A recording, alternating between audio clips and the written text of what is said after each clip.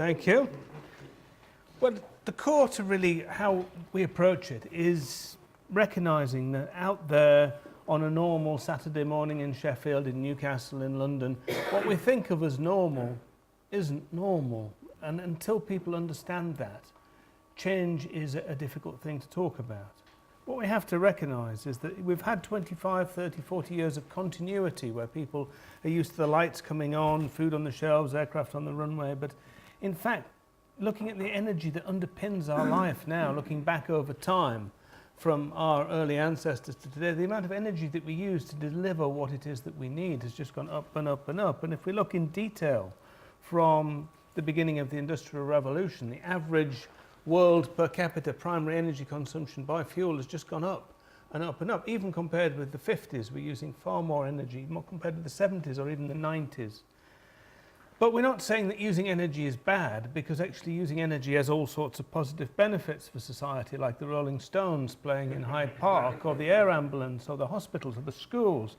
Using energy is fine, but in fact using far more energy than we actually need by deliberately designing stuff to break, by dragging sort of identical products around the world that could be manufactured locally, and the huge, very energy intensive cathedrals of consumption means that we're actually led into the belief that we'll have more fun, better relationships, greater success if we buy more, eat more, travel more and spend more. And we've been caught in this mindset.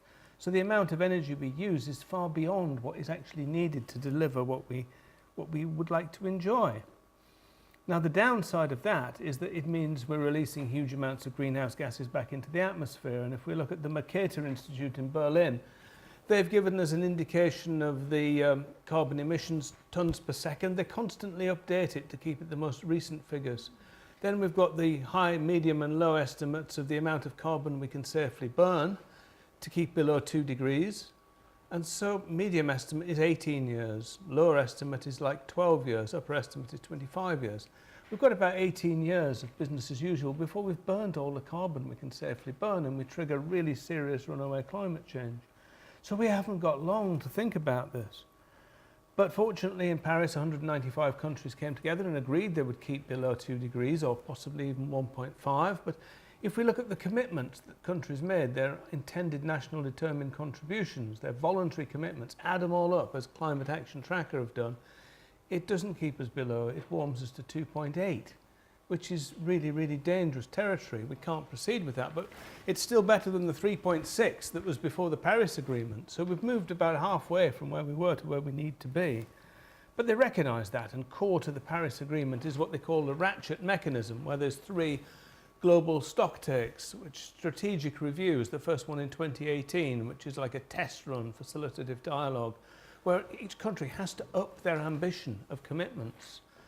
But then if we're rolling forward with the sort of energy strategy for the UK, energy strategy for universities, and we're sort of proceeding and we're constantly having to review it and constantly having to upgrade it, you know from the fact of energy infrastructure that you can end up pulling out infrastructure you've just put in because it doesn't fit with your new target, or stranding assets. What we really need to do is to work out where we need to be to deliver the Paris agreements and start planning for it now. Then we have a reasonable amount of time and we're not in a constant state of upheaval. So rather than lots of stuff going on within what's politically realistic, what business and industry are happy to do, but is constantly having to rebuild and rethought, we need to anchor ourselves here in what the physics demands and begin planning backwards from that. So that's what we're doing with Zero Carbon Britain. We've spent time with Kevin Anderson, all sorts of climate scientists. We understand the rate of decarbonisation that's needed, particularly for a long industrialised country like ourselves. And if we can't imagine what that looks like, then we won't create it. So we've created a detailed scenario that helps people imagine what it would be like to be in that world. And so we take it out to all sorts of arts and creative people who are also trying to help bring it to life. But basically it means upping our ambition and upping it now. So instead of aiming for 80% by 2050, which is what the UK Climate Change Act has, we need to think about getting to zero emissions within a couple of decades, because the Paris Agreement defines the world needs to be at net zero by around about mid-century to give us a reasonable chance of avoiding really dangerous climate change. So a long industrialised country like us needs to move much, much faster.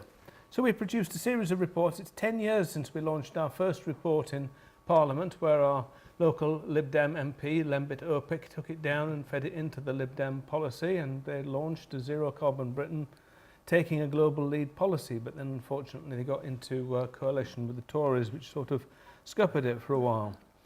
But the core to it is to understand where we are now, that with 650 million tonnes of CO2 equivalent that we give off every year, and the vast majority of it comes from burning fossil fuels. There's some from industrial process and some from land use.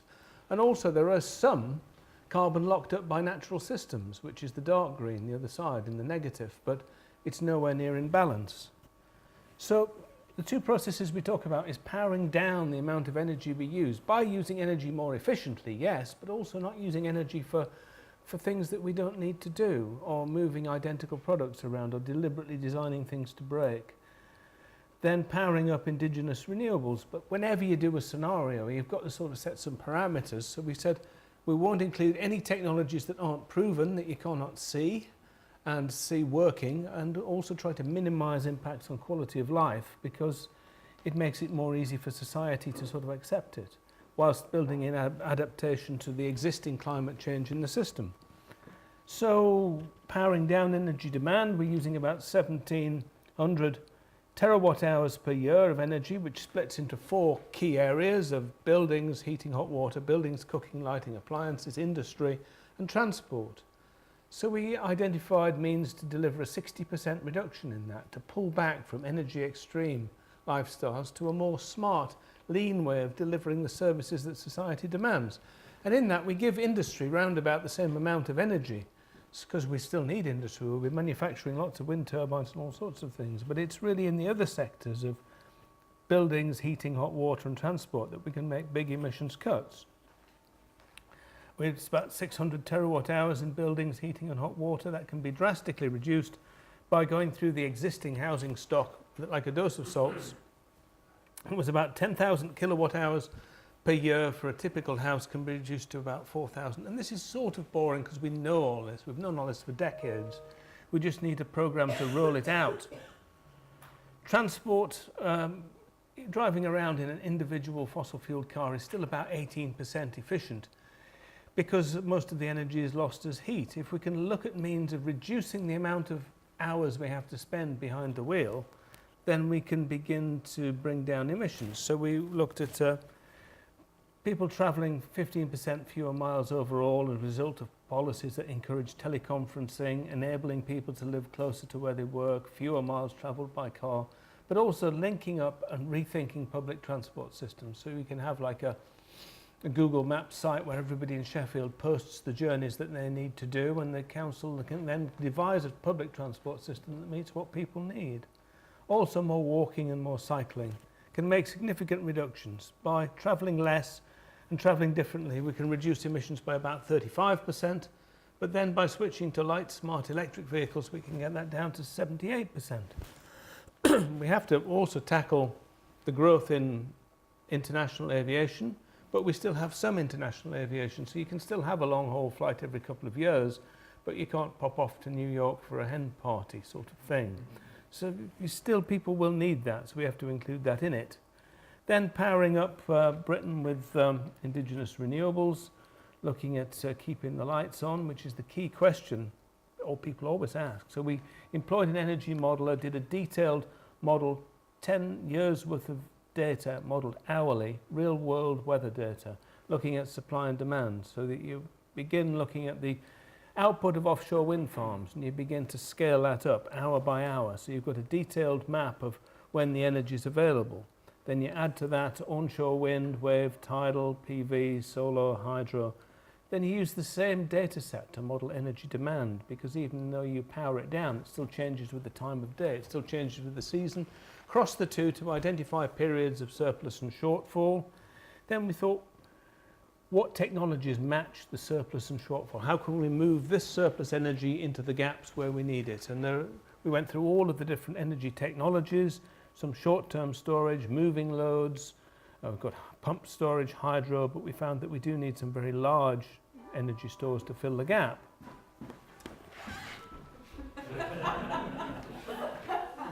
So we thought, how do we get traction with this? We published a peer-reviewed paper in the Carbon Management Journal, which you can read and download, understanding the challenges and opportunities of 100% renewables. More or less 82% of the time it exceeds demand, but for 18% of the supply does not fully meet demand. You can reduce that to 15% by moving loads around and short-term storage, but the residual 15% is essentially taking that surplus electricity from when the turbines are belting round at 2 o'clock in the morning, splitting water into hydrogen and oxygen. You could use hydrogen as the energy store, but the problem with that is that we don't have a hydrogen gas grid or hydrogen power stations. But if you capture CO2 out the atmosphere with biomass, Sabatier and Fischer-Tropsch process allow you to upgrade that hydrogen to synthetic biogas, synthetic methane essentially, so we can use combined cycle power stations, we can use existing gas grid, and we can also make synthetic liquid fuels to fill the gaps in industry and transport.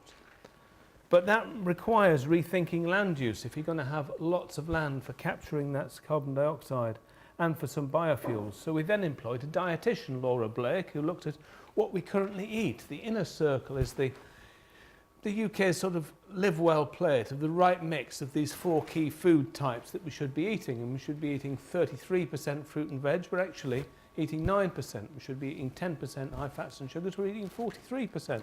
So 64% of adults are overweight or obese. We're eating an unhealthy balance of too much food and wasting about a third of it in the process. So if we were to say everybody has to become vegan, we could say that. It would make the job easier, but it would make it harder to convince everybody in society who hasn't already watched Carnage on BBC iPlayer. So we actually settled for going with the government's Live Well plate and basing it around that mix of foods. So we then mapped out how we currently use land in 1 mega hectare blocks and coloured them accordingly. And we found that if 65 to 70% of land is used for food production, of that 85% is to feed livestock so we can eat the livestock, which is a huge amount of agricultural land. And if we begin to shift diets, we can actually reduce the amount of yellow and pink, which is the food for livestock, to free up land for other uses to enable us to capture carbon out of the atmosphere by revitalising peat bogs, by doubling tree cover, but also to free up land for the fuel and energy that we need to fill the gaps between the big renewables. And a lot of this is available free to download from the website. We've got the People, Plate and Planet report. We also have Laura's larder, where you can click and pull food out the cupboard and spread the food across the table that you intend to eat in a typical day. And then Laura gives you a rating for the food's health benefits and its climate impact. So you can chuck away your cheese and pull in a few beans and see the difference, which is an interesting tool. And essentially we've shown one possible scenario where we can reduce emissions to net zero. It's not meant to be the only way to do it. In fact, we've put the energy model up on the website so you can alter it yourself and change the mix of different renewables. But what we are showing is that we do have all the technologies to get to zero. We're not desperately waiting for a new eco widget to be developed.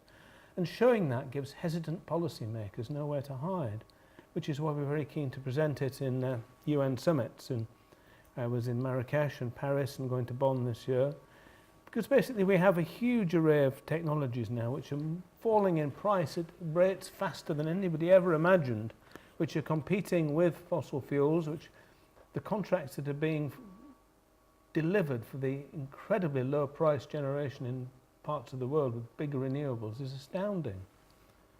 So we have all the tools we need, and in doing the research we found modelers in all sorts of other countries. So we thought, well, let's pull together a report of the state of play of zero modelling around the world, and got a slot to present it in Paris, which is really exciting, because we found lots of good stuff. We found 100 scenarios, country level scenarios, city level, regional scenarios, Australia, Chile, Costa Rica, Germany, all modelled either by government or by NGOs or by industry to show rapid decarbonisation in their countries. And it's astounding to see the US in Stanford University has produced models for 50 plans for 50 states. So you go and click on Ohio and it tells you all the different renewables that are available in Ohio and how they can be matched together to meet demand, also the number of jobs created, but also looking at the avoided mortality costs and the costs of lung diseases with inner city air qualities. And identifying the percentage of land in that state needed for all of these generation capacities, which is really forward-thinking stuff. You can go to the Solutions project and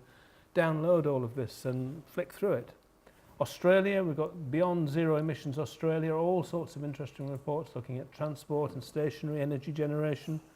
But it's not just scenarios, there's some real-life projects, like Project Zero in Sonderburg is actually a real-life test bed that's getting down to net zero emissions by 2029, I think is their target. So the shift to zero is actually one of the most exciting opportunities in our history if we begin to look at the co-benefits, because the number of people who spend their lives working in filthy air quality has a high human but a very high health cost. Include those costs in it, and it helps give us a better picture. The number of people who spend money they don't have to buy things they don't need to impress people they don't like, driven by marketing, we can challenge that. We can think about the right mix of food for human beings to eat.